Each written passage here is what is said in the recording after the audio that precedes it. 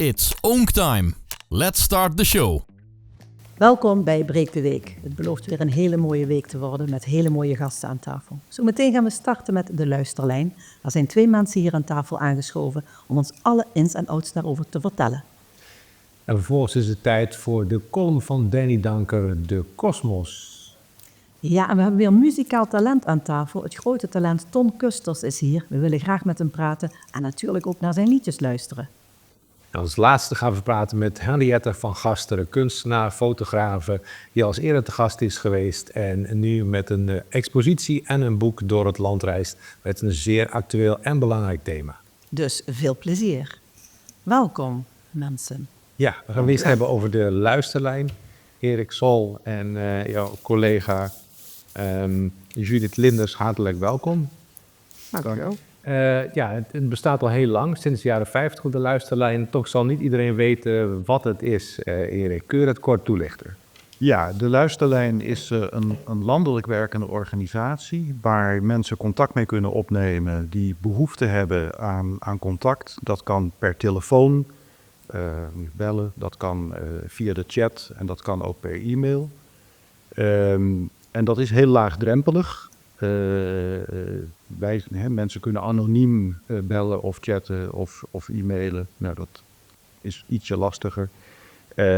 Maar wij zijn ook anoniem, dus dat maakt het heel laagdrempelig.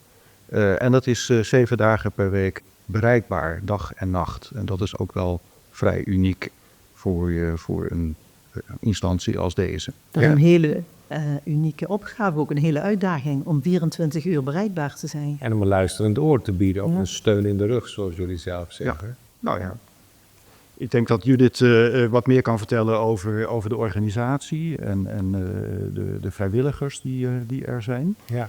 We hebben inderdaad landelijk rond 1500 vrijwilligers. En er wordt continu gebeld en gechat. De chat is overdag open tot laat in de avond. En de telefoon inderdaad 24 uur per dag. Wat dus behoorlijk veel is. En het wordt ook allemaal door die vrijwilligers dus gerund. Ja. Want ook 's nachts wordt er veel gebeld. En gaat het dan vanuit die regionale centra? Ik zag dat er een Heerlen en Venlo zo'n centrum is. Ja. Of gaat dat vanuit thuis of allebei? We zijn nu landelijk, dus mensen die bellen komen gewoon landelijk in een soort computersysteem. Je krijgt gewoon iemand aan de telefoon. En mensen kunnen, we hebben 28 locaties en mensen kunnen zowel op de locatie hun diensten draaien of thuis. Ja, daar mogen ze uitkiezen. Ja, nu is het heel erg breed. Op de site staat een hele reeks met onderwerpen. Ik zal een paar opnoemen. Angst, agressie, eetstoornis, geluk, identiteit en zingeving. Over vermoeidheid, pest, relatie, seksualiteit, rouw, slapeloosheid, de verslaving, zelfverslaving. Kortom alles. Echt ontzettend veel. Kortom alles. Echt ontzettend veel. En dat maakt het ook wel een heel bewonderenswaardig wat jullie dat doen. En dat roept gelijk ook de vraag op van, hoe doe je dat dan op een goede, wezenlijke manier als je geen hulpverlener wilt zijn, Erik? Nou ja, het is heel belangrijk dat je je realiseert dat je geen hulpverlener bent. Dat je dus ook niet de verantwoordelijkheid voelt om problemen die mensen hebben op dat moment ook te proberen op te lossen.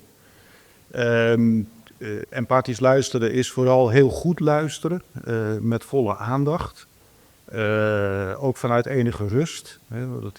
Wij zijn ook maar mensen, maar het is wel belangrijk dat je, als je dienst doet, dat je toch een bepaalde rust over je hebt. Door goed te luisteren en door waar nodig of waar mogelijk ook wel door te vragen. Mensen zeggen iets in een gesprek, praten daar een beetje overheen of door. Om dat dan even als een haakje te zien en daar vaak ook nog even op terug te komen. Zo van, u zei eerder dat u ook bijvoorbeeld financieel in de problemen zat. Wilt u daar meer over vertellen? Het is vooral heel belangrijk ook dat je de regie bij de beller of belster laat. We zijn de luisterlijn, we zijn geen advieslijn.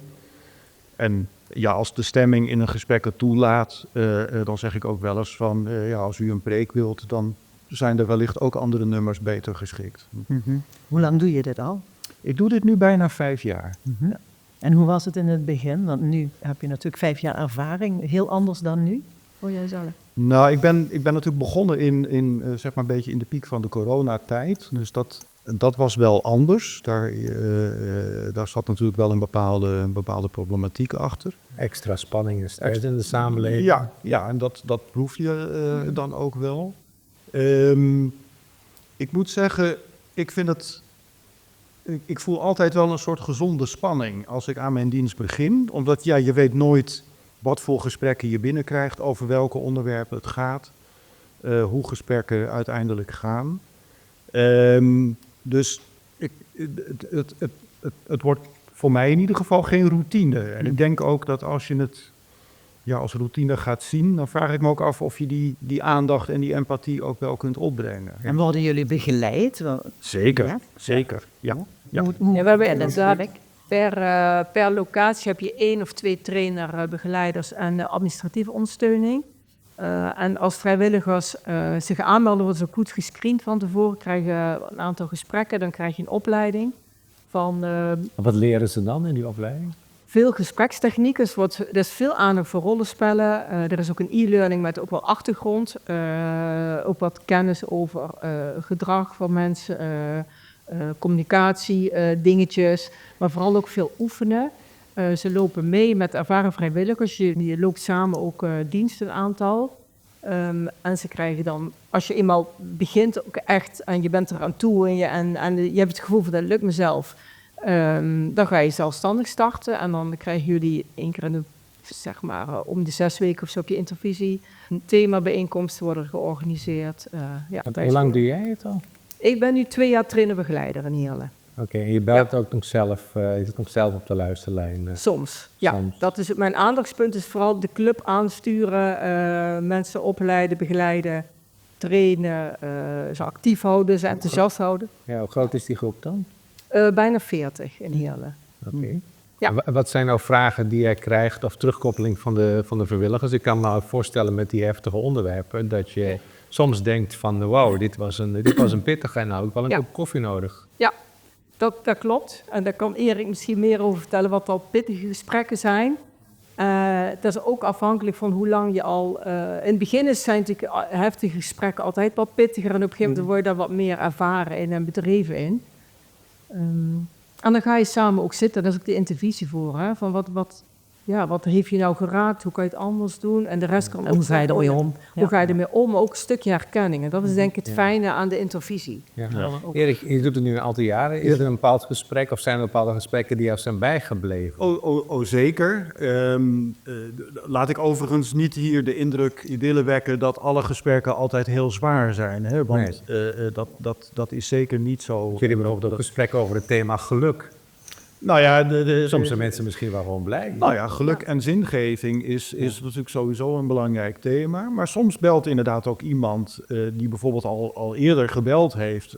Gewoon even om op te bellen om te zeggen van dat het heel goed met hem of met haar gaat. Dat is ook fijn, hè? En dat hij of zij dat heel graag wil delen. Ja. Dus dat is natuurlijk ook heel mooi om te ontvangen. Ja, dat geloof ik.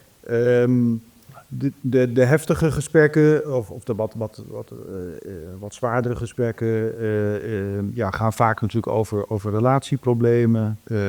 Gaan ook best wel vaak over geweld, seksueel geweld, misbruik in de jeugd. Dat zijn toch echt wel thema's die, als je werkt voor de luisterlijn, merk je wel hoe de maatschappij daarvan van vergeven is eigenlijk. Ja. Zijn er dingen dan die je mee naar huis neemt? Of zeg je van... Nou, ik kan het... Of is dat juist niet de bedoeling? Dat is niet de bedoeling, hè? Want kijk, uiteindelijk is het ook voor mensen die bellen of chatten niet helpend dat ik daar zelf depressief van zou worden of dat heel erg meeneem. Soms vragen mensen dat ook wel, van vind je het niet vervelend als ik het daarover heb? Ik kan het zelf heel goed afschakelen. Dat kost mij weinig moeite. Dat neemt niet weg dat natuurlijk dingen je soms wel bijblijven. Ja, maar je terugdenkt van hoe zou het nou met diegene zijn natuurlijk. Ja, nou ja, dat valt uiteindelijk wel mee. Door die anonimiteit zakt dat ook vrij snel en relatief makkelijk weg. En ja, je voert toch een behoorlijk aantal gesprekken per week. Dus ja, dat diffundeert bijna, zou ik maar zeggen. Hoe is het contact tussen die vrijwilligers onderling? Want ja, het lijkt me dan toch een belangrijk vrijwilligerswerk, maar ook inspannend. Misschien ook tijd om af en toe eens gewoon iets leuks te gaan doen. Ja, doen we ook. Bowlen, We hebben weet sowieso ik veel. koffiemoment. Ja, bowlen. Dat kan, ja. Nou, toevallig zijn we laatst op mijn museum Ik kan niet geweest. bowlen, hoor. Nee? Dus, Nee. Ja, maar Ik kan iets anders doen. Maar wat doen jullie om die groep bij elkaar te houden en dingen te delen en informeren? Nou, dat is inderdaad dan die intervies, maar we hebben ook koffiemomentjes. We hebben soms uitstapjes, we hebben soms een lunch. De vrijwilligers zelf hebben een wandelgroep opgericht. Ook in coronatijd ontstaan. En eigenlijk zijn mensen dat gewoon blijven doen. Dus dat is heel leuk. Dus iedereen die er nieuw bij komt, zeg ik, nou, er is ook een wandelclub. Dat gaat buiten mij om. Ik wandel wel eens mee, maar ja, dat is leuk. Mensen zien het ook echt als collega's. En dat is ook wel heel fijn. Ja, dat is Ja. goed. Wat voor mensen Ja. zijn dat nou, die vrijwilligers zijn? Heel verschillend. Onze jongste, we hebben de primeur in Heerlen, die is pas 20 geworden. En de oudste is in Heerlen ruim in de 80, maar we hebben ook vrijwilligers landelijk van in de 90. Dus het gaat alle kanten op. Mensen die werken, mensen die met pensioen zijn, mensen die in een WAO zitten, studenten, psychologiestudenten, noem maar op. Het gaat alle Oké. kanten op. Ja. Als er mensen nu naar aanleiding van dit verhaal denken, die luisterlijn, ik wil heel graag bellen. Nou, Ja, ja, je mag heel graag bellen en we hebben ook heel graag vrijwilligers. ja Op de beide. website Juist. staat heel veel informatie. Ja, daar staat ook hoe je kan aanmelden als vrijwilliger. Ja. En er staat ook het telefoonnummer en hoe je kan chatten en hoe je kan e-mailen. Ja. Ja, Mooi. En over dat vrijwilliger, kijk, het is misschien niet voor iedereen. En natuurlijk geef je ook wat. Maar ik vind het ook wel belangrijk om te benadrukken, zo voel ik het in ieder geval zeer zeker, het verrijkt ook je leven.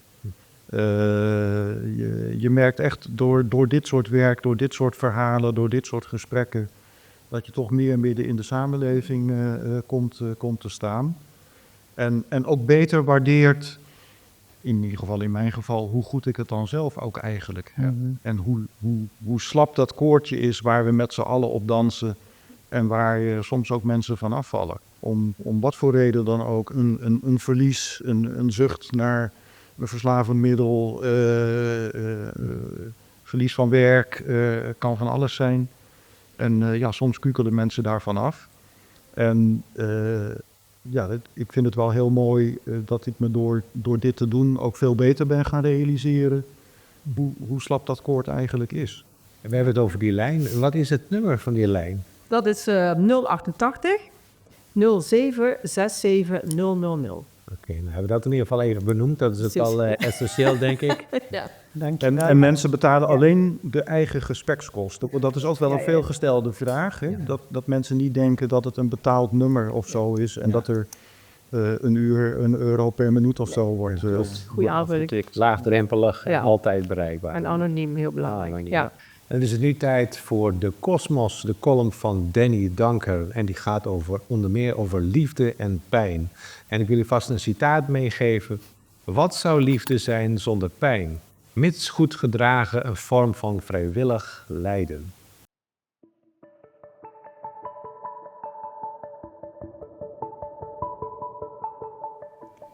Deze column is opgedragen aan mijn broer, maar ook aan jouw broer, zus, zoon, dochter, vader, moeder. Verloren of onmogelijke liefde, maar vooral aan jou. Bitterzoet, ook een kompas voor geluk. Het leven is geen rechte lijn van geluk en Comrie schreef dan ook: geluk is een seconde die een eeuwigheid wil zijn. Het leven is een altijd durende leerschool. Het zijn haar contrasten die ons raken, ons vormen, ons verbinden, tenminste als we ons eraan overgeven zonder aan liefde in te boeten. Want verbittering ligt overal op de loer. En hoe dan deze te ontstijgen? Het zijn juist die momenten van verlies en de bitterzoete herinnering die ons hart zacht kunnen houden. Die zorgen dat we het ogenschijnlijk kleine geluk des te meer waarderen. Wie kent het niet? In het grootst gedeelde verdriet een herinnering delend en dan door de tranen lachen om net die ene typische uitspraak of gedraging die voor eeuwig in het hart blijft. Het verlies leert ons waarderen, wat er wel is, wat er was. Het laat ons voelen hoe intens we hebben liefgehad. We zoeken troost in een handgeschreven tekst van de geliefde. In films, want wie werd er niet week van de Titanic? De muziek die ons hart breekt, openbreekt. Halleluja van Leonard Cohen. En niet omdat we verdriet willen voelen, maar omdat we daarin onszelf erkennen. De schoonheid van melancholie ligt in het erkennen van wat voorbij gaat en dat wat het met ons doet. Wat zou liefde zijn zonder pijn? Wat mits goed gedragen een vorm van vrijwillig lijden is. Vast iets wat het hart laat verharden om niet meer geraakt te worden. In ieder geval een contrast met wat het ook kan zijn. Rauw, puur en vol betekenis. De bitterzoete smaak van het leven is een vermomde zegening. Het helpt ons stilstaan, herinneren en uiteindelijk verder gaan. Met een voller hart en een dieper begrip van wat het betekent om mens te zijn. Lief mens, ik wens jou momenten van zachtheid toe in deze decembermaand, die je vast uitnodigt om naast al die vreugde van de feestdagen ook het bitterzoet nog eens te omarmen. En ik hoop dat er veel gesprokkeld klein geluk onder jouw kerstboom ligt. Om te delen. Tot weer. Tot Kosmos.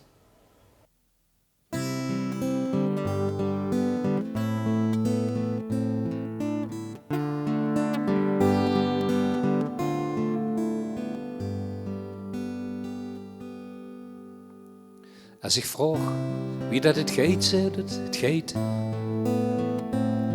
En dan merk ik dat het niks meer zit, omdat het zoveel te vertellen heeft. Als ik dan zie wie het gaat onbeholpen besteedt, dan zwieg hier een glimlach voor alles wat ik zelf hier zag.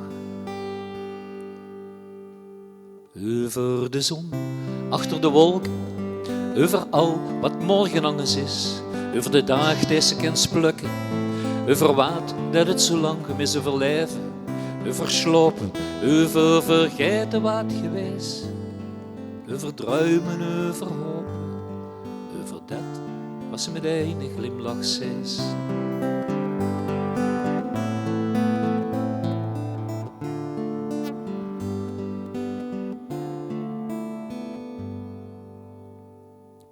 Wordt zulke gewogen op balans. Stil zijn duidt soms zoveel meer, dan moet ik alle keer op keer veulen en genieten van een kans. Dan zwiegen van de glimlach weer, het stil vertellen deze keer. Over de zon, achter de wolken, over al wat morgen anders is, over de dag deze kent plukken, over wat dat het zo lang gemis overleven, over slopen, over vergeten wat geweest, over druimen, over hopen, over dat wat ze met een glimlach zes.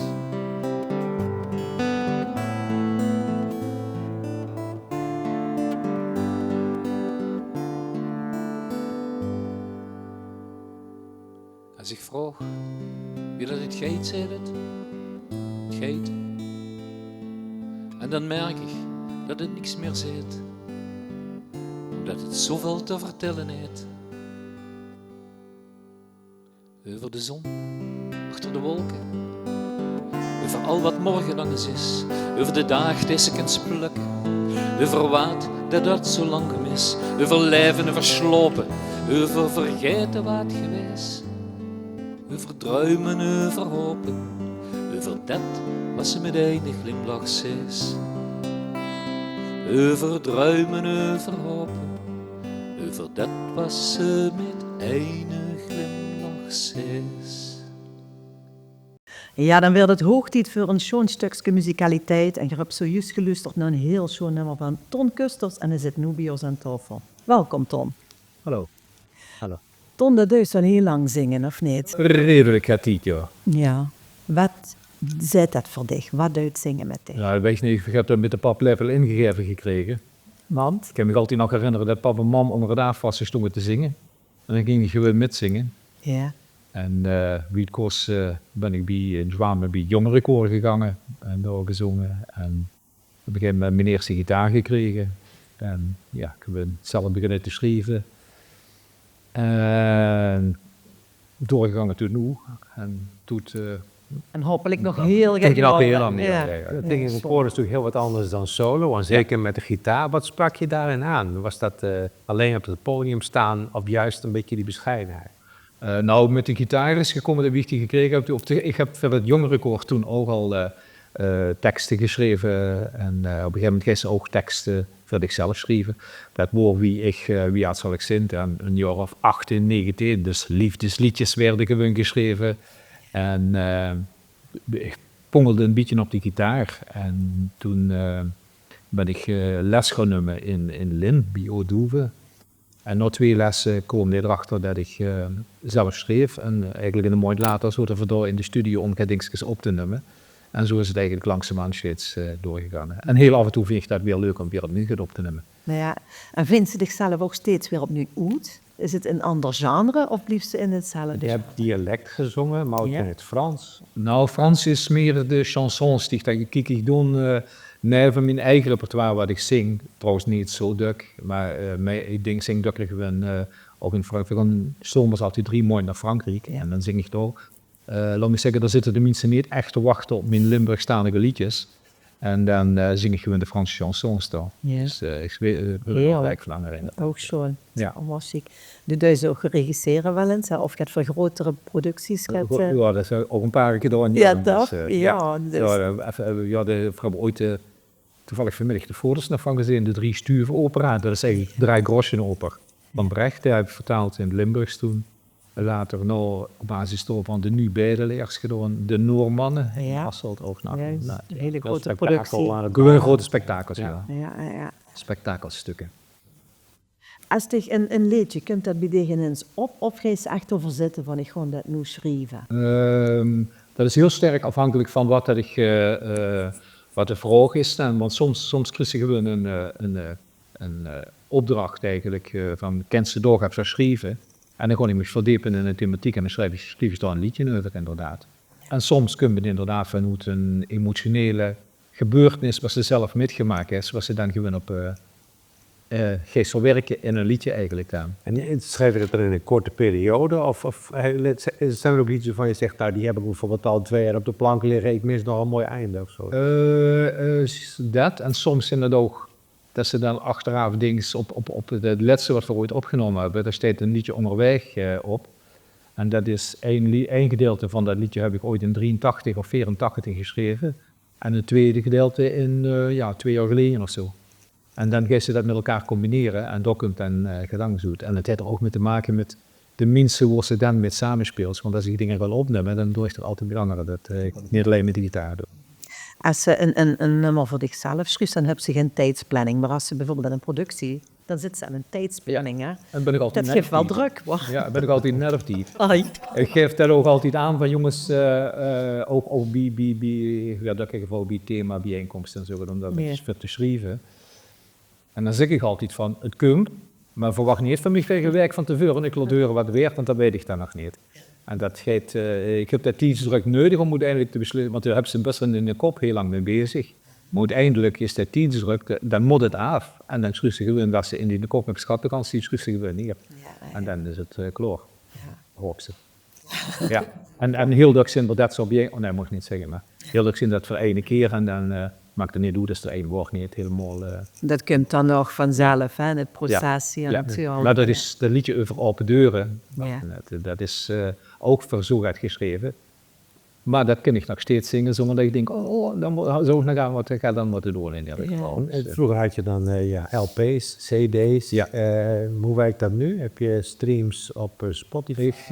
Ik ben op Spotify terug te vinden, ja. Dus ja, dat is grandioos, ook de inkomsten die er ook komen. Nee, maar het is...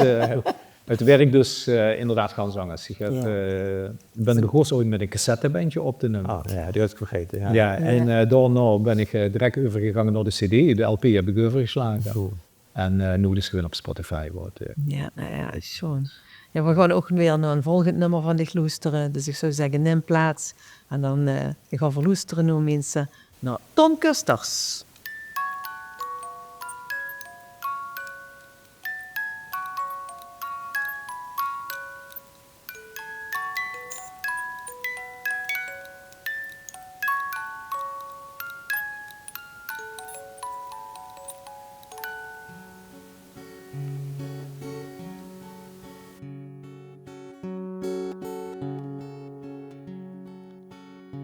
Ik draai in een speeldoos en ik speel met de tijd, met wat kump en wat ooit is geweest. Wat ooit is geweest, nooit vergeten, nooit kwijt, blijkt dat wat ze altijd nog is. Dus pak die in het trekzak en speel met ons met, of blaas op een sax, wie nog niet. Maak muziek met de breien van dan kom ik eraan en zing weer die één melodie. Dat van Tomba Tomba of dat met die veep, dat van morgen, van gisteren of wassen hoe zes. Het ritme dat ranselt de tijd wie een zweep, werd nooit meug van wat ooit is geweest. Dus vlieg weer als vlinder door vlak bij de bron, op het trappen die elfkes voorbij. Leen de schmale de krullen, dood voor de zon, en zing dan die een melodie. Ik draai aan een speeldoos en speel met de tijd, met wat kump en wat ooit is geweest. Wat ooit is geweest, nooit vergeten, nooit kwijt, blijkt dat wat ze altijd nog is. Dus pak die in het rekzak en speel met ons met, of blaas op een sax, die nog niet. Maak muziek met de breien, want dan kom ik eraan en zing weer die één melodie. La la la la la la la la la la la la la la la la la. La la la la la la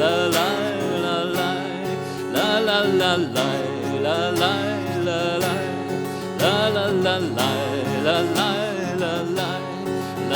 la la la la. Jens Poedrem, Aibera.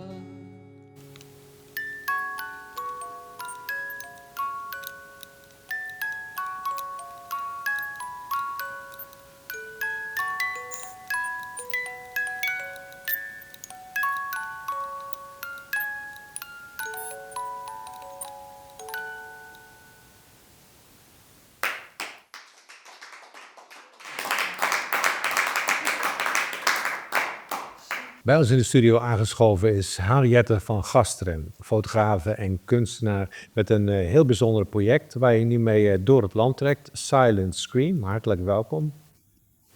Het is een project over verkrachting. Iets breder, hè? Iets breder, ja. Seksueel misbruik. Seksueel misbruik. Nou, heel fijn dat je het even corrigeert. Het is begonnen, begreep ik, met een incident met je dochter. Dat klopt. Mijn dochter, die altijd in Limburg had gewoond, die ging omdat ze ging studeren op kamers in Amsterdam wonen. En een korte tijd woonde ze daar en toen is ze verkracht in dat studentenhuis door 2 bewoners van datzelfde studentenhuis, maar niet van dezelfde gang. En als moeder wist ik eigenlijk niet goed wat ik daarmee moest doen met die gevoelens van onmacht en van liefde voor mijn kind. En de dag nadat ze het mij verteld had ik ook de gezichten van die 2 jongens op mijn telefoon, omdat je bijna iedereen tegenwoordig kunt vinden via social media.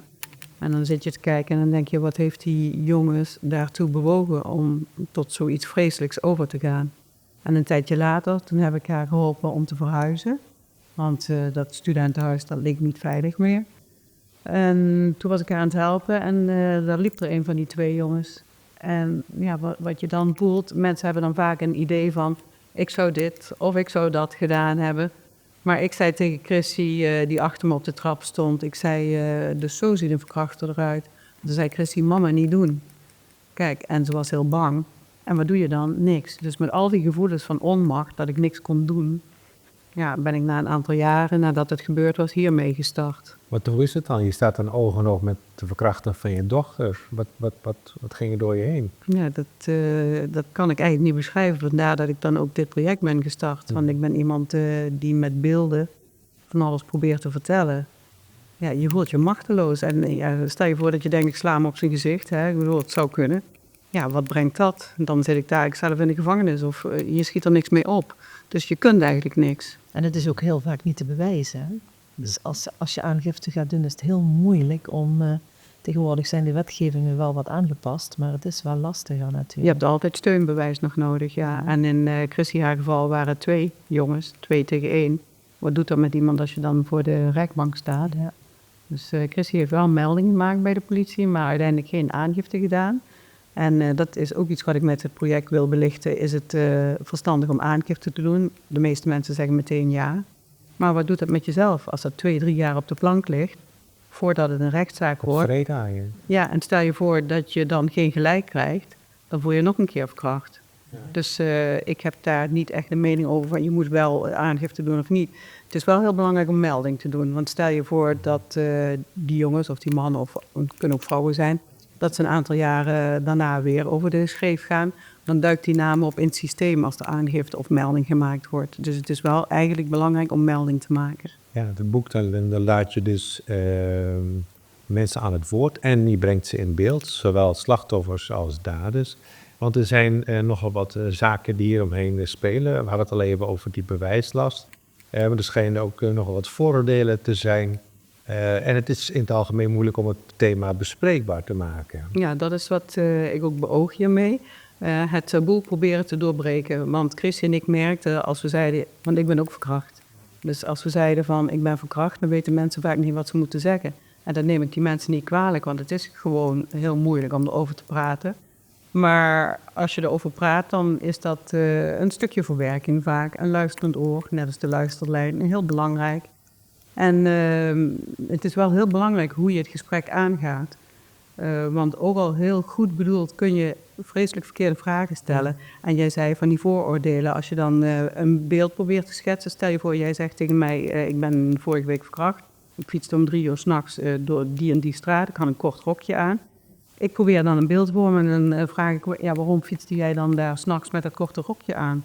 Kijk, en dat is dan een soort victim blaming. Dan geef ik jou eigenlijk indirect de schuld. Dus je moet er heel goed uitkijken als je erover praat, hoe je het gesprek aangaat. Dat is heel moeilijk. Ja, en als je het gesprek aangaat, dan is het concreet. Dus mensen willen het vaak niet zien, want als ze het niet zien, dan is het er niet. Dan lopen ze zelf geen gevaar, dan lopen hun geliefden geen gevaar. Dus daarom is het gewoon heel moeilijk te overkomen. Vergelijkbaar met de situatie die bekend is uit de literatuur, dat soms mensen verdrinken, maar dat de mensen langs de kant staan die wel kijken, maar niks doen. Ja, daar is het wel mee te vergelijken.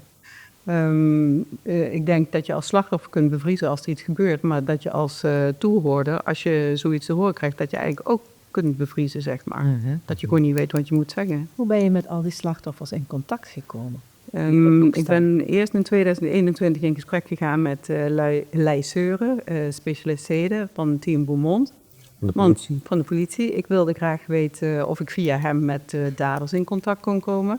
Maar hij was direct enthousiast over het hele project en al pratend kwamen we op het idee om ook de foto's bij politiebureaus te laten zien.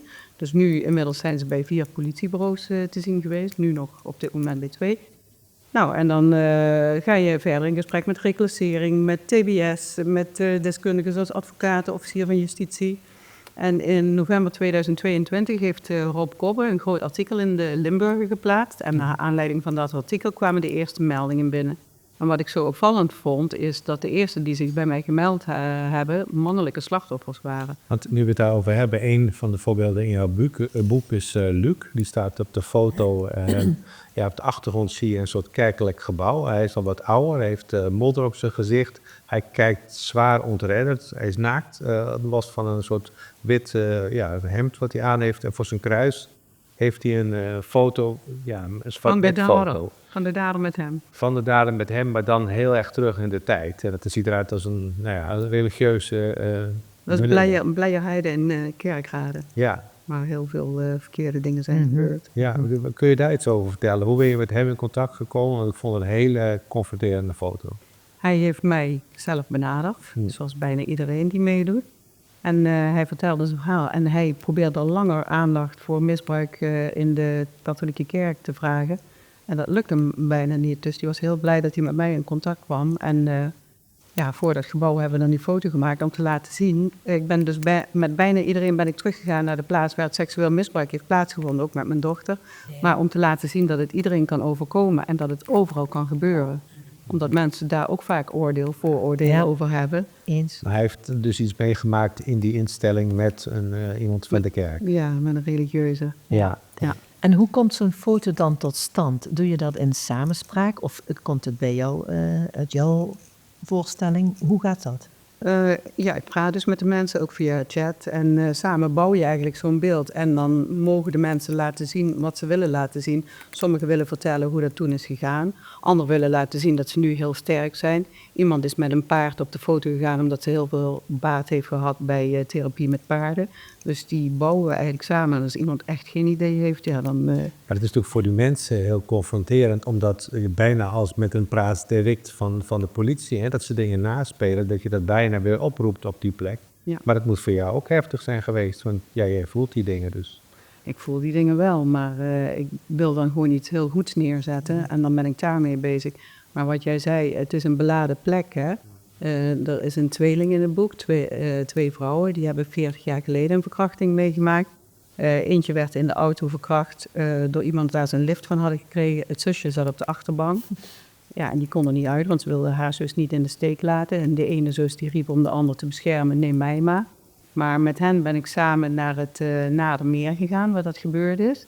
En nu we daar die foto hebben gemaakt, is het geen beladen plek meer. Dus dankzij die foto, door erover te praten, hebben ze het kunnen afsluiten. Ja. En dat heb ik nu van meer mensen gehoord. Kijk, terwijl ik het zeg, krijg ik ook wel kippenvel. Ja, want ik denk, dat kan hierdoor. Ik ben met iets bezig. Een soort heling eigenlijk. Ja, maar dat je dan zoiets moois kunt bewerkstelligen, dat vind ik dan heel... En ook dankbaarheid voel ik, dat die mensen mij vertrouwen, dat ze met mij teruggaan naar die plaats. Ja. Ik vind het echt heel bijzonder. Nou is het heel bijzonder dat je niet alleen de slachtoffers in beeld hebt gebracht, maar je hebt ook een oproep gedaan voor dader om zich te melden. Misschien ook wel al een beetje vooruitlopend op die heelwording.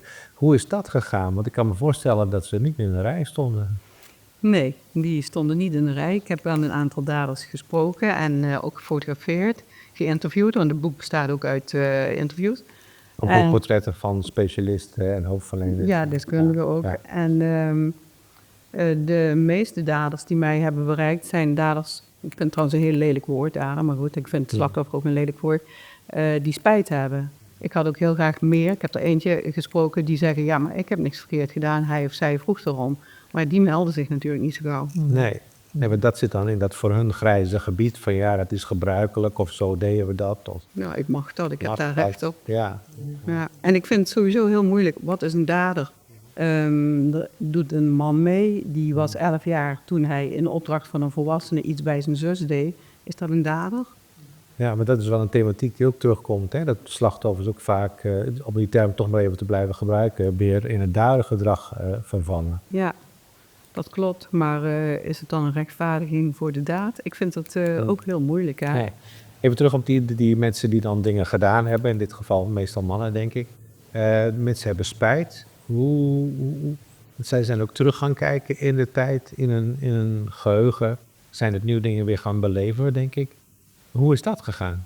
Ik vind het eigenlijk heel goed. Want weet je, we zijn allemaal mensen.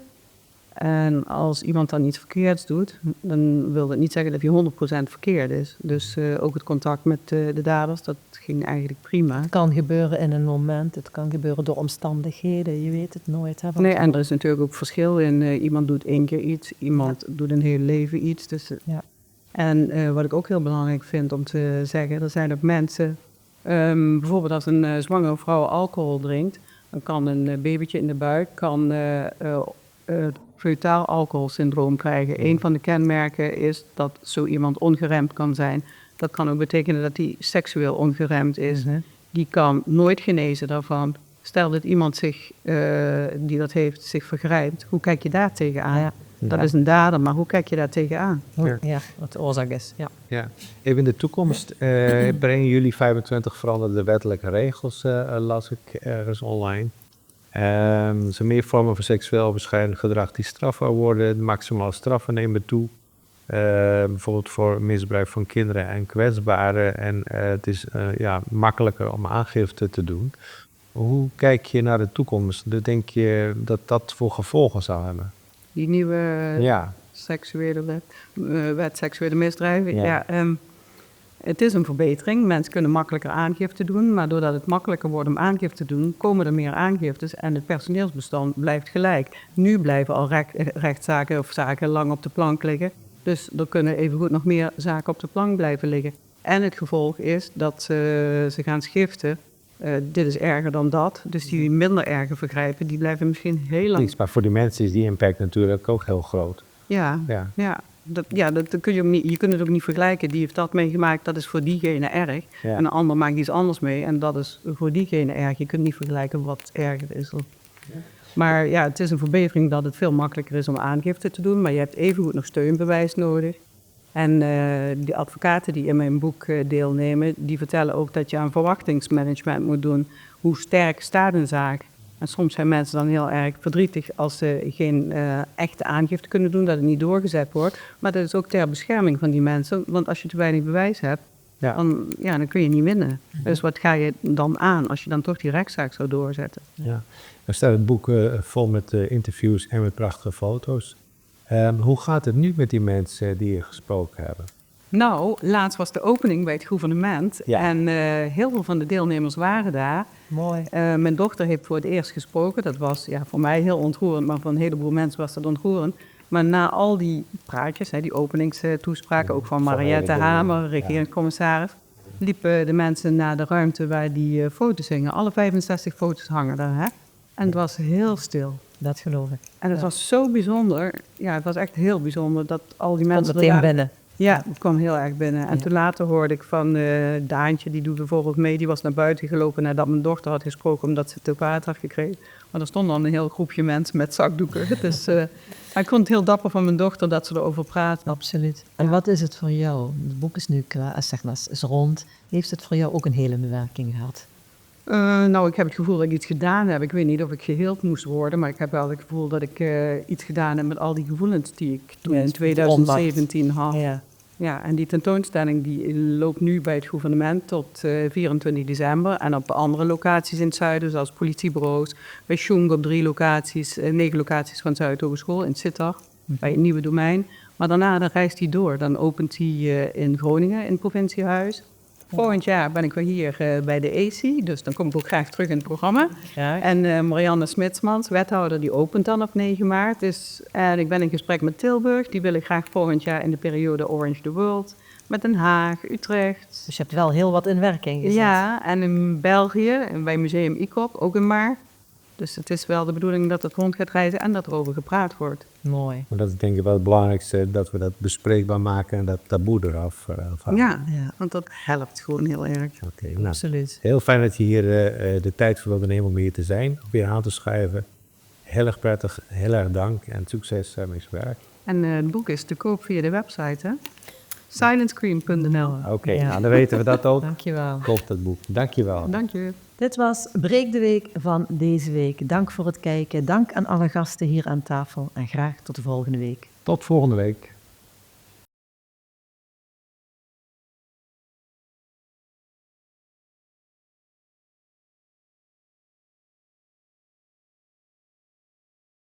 Deze uitzending is mede mogelijk gemaakt door Linsen Veiligheid.